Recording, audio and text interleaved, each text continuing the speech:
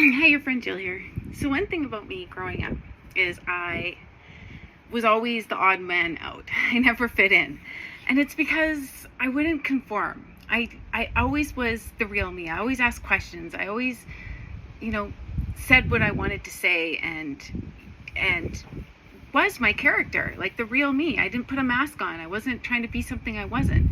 But what I did allow is for people to take advantage of me and gaslight me and use me and abuse me and all those kind of things. And, but I'm responsible for my part in that. Like, I allowed it. I wasn't strong enough at that time to say, no, enough. But then you get to the point where you're like, no, I'm not going to be quiet. I'm going to speak my truth. I'm going to be the real me. I'm not going to interact in this behavior because that's against my authenticity and my integrity.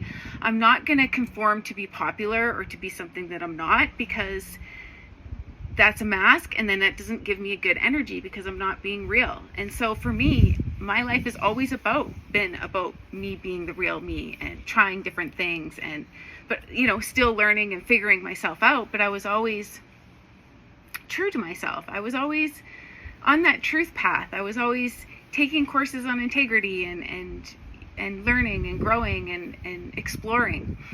And that's why some people won't like you when you're on this path, is because some people didn't be the real them, and they wanted to be a part of a group. So whatever the group was doing, they would do it. But that's wearing a mask, because you're not being your truth in that group. You're just following what everyone else says. You're not thinking for yourself. You're not listening to your heart, and you're not acting with integrity. And so to get power in your life, you have to have integrity, you have to love yourself, and you have to be the real you.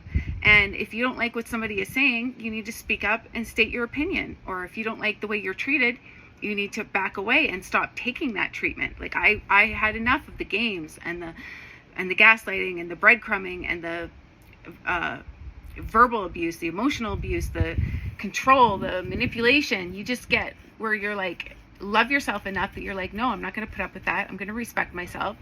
And from now on, I'm going to continue to be my truth and to shine bright in every situation, because that's who I was meant to be.